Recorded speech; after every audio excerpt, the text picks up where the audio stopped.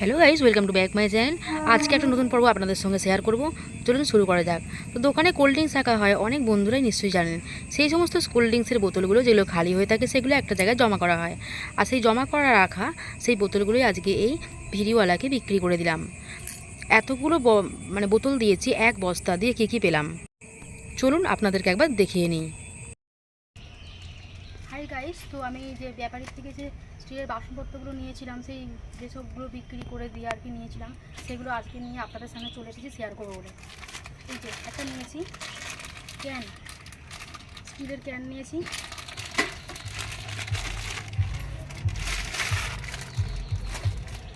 এটা হচ্ছে ক্যান।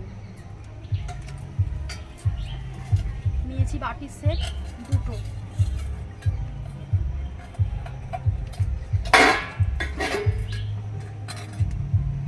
দেখা যাচ্ছে তো?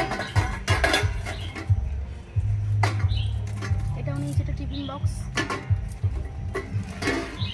এটা হচ্ছে একটা স্মাইল টিফিন বক্স।